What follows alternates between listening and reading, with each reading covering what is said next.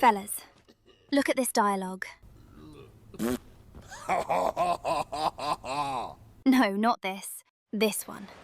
You smell wonderful. Geralt, we're at a funeral. You smell wonderful at this funeral.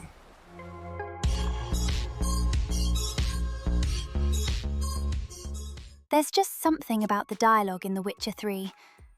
I don't know, man, it just hits different. These guys knew exactly what peak character interactions look like.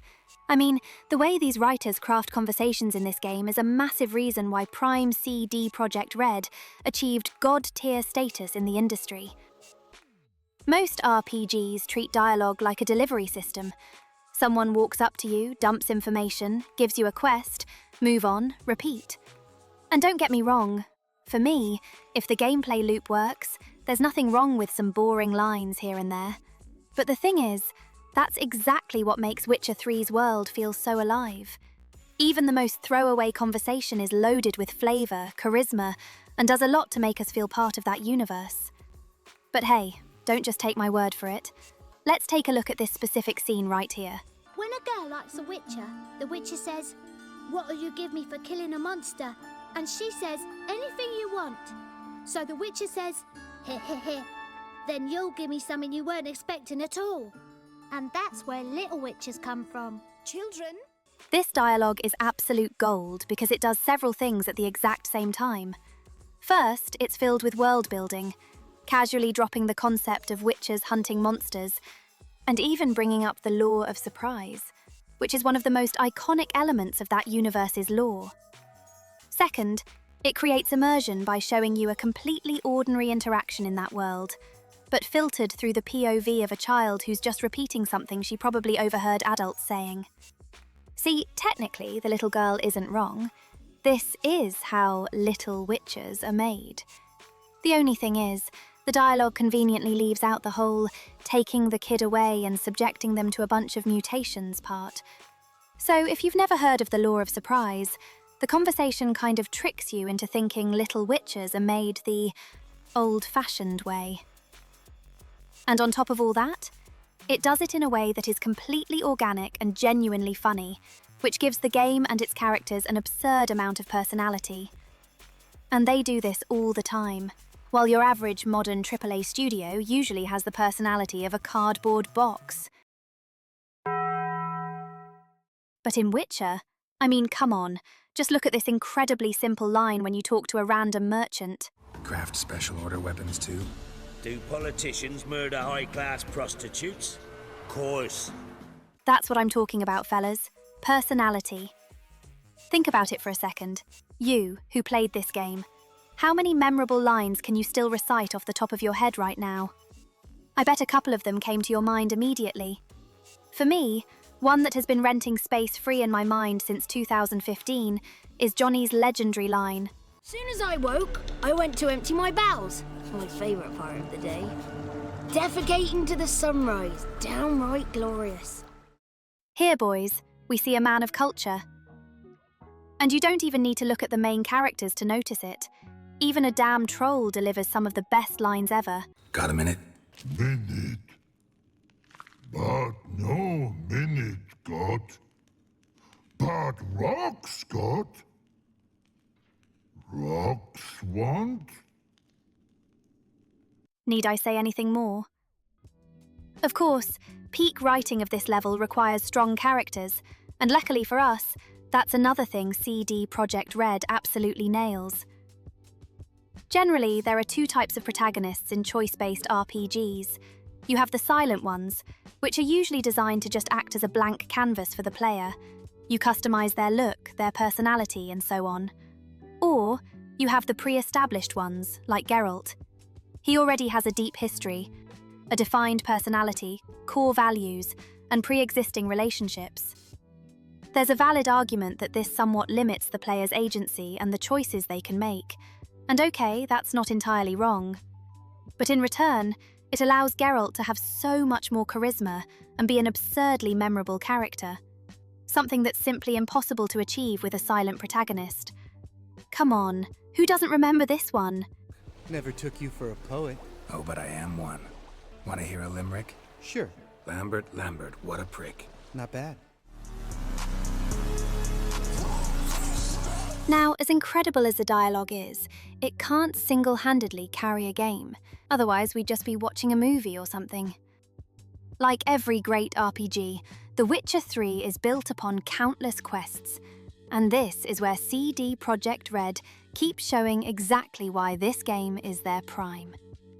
In game design, for obvious reasons, you usually want to invest most of your energy into moments you know the player is going to see. That's why most games have a highly polished main questline, while the side content feels basic, generic, and mostly like filler. Not the case here, fellas.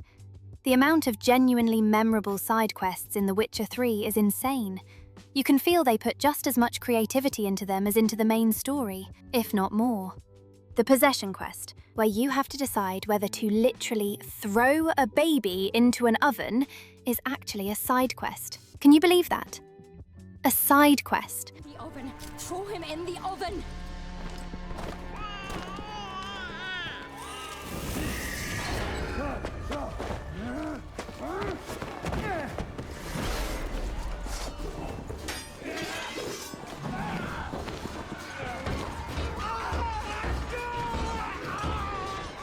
And that's not even getting into the DLCs, which have a story that's arguably even better than the base game itself. Player choices like this one are a fundamental part of what makes those quests so peak. In a world where most choice-based games just offer you an illusion of agency, The Witcher 3 is one of the few where your decisions heavily impact the overall narrative and the final outcome of the game. Only those who fell a bit too hard for both Triss and Yennefer truly know how harsh, unfair, and downright brutal the consequences of your choices can be in this game. Hear me out, though.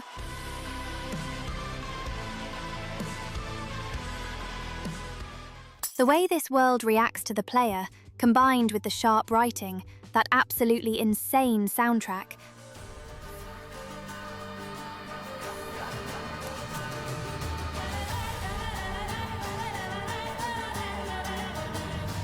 and the distinct identity of every single region on the map, it's just unmatched.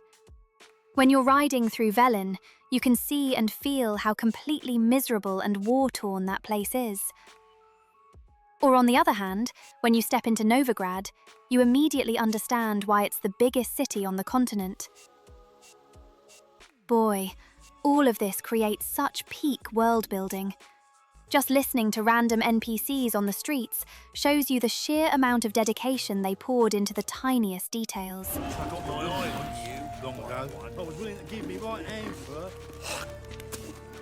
What happened? I don't got me fucking right hand no more. That's what. There's a brilliant interaction in the Hearts of Stone expansion that showcases this perfectly. If you use the Axii sign to mind trick these guards into letting you pass, Geralt commands them to stand there and count to 100. Got a better idea. You're all gonna count to 100. Got it? 3, 4, 5, 6. Great start. Most players will just use the sign, walk inside, and completely forget about them. But if you actually stay there and watch, they will literally stand there and count all the way to 100, losing their patience as they do it. It's so good. 19. 10. You mean 20, idiot. 21.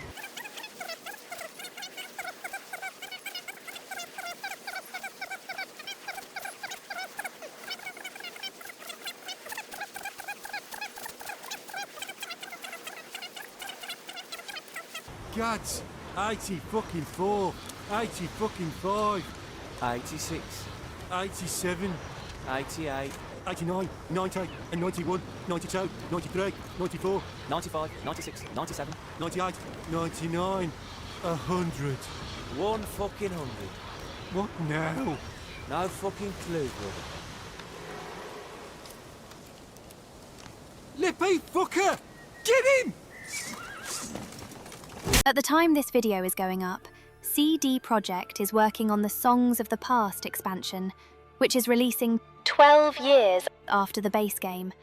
And obviously, there isn't a single soul who wasn't thrilled by this news. Let's just let them cook, and if they manage to maintain that legendary level of quality, who knows, maybe I'll come back with another video dependent entirely to the new expansion. Anyway, that's all from me. Time to get back to Velen because those contracts aren't going to complete themselves. And remember, fellas, when the time of the white frost comes, do not eat the yellow snow.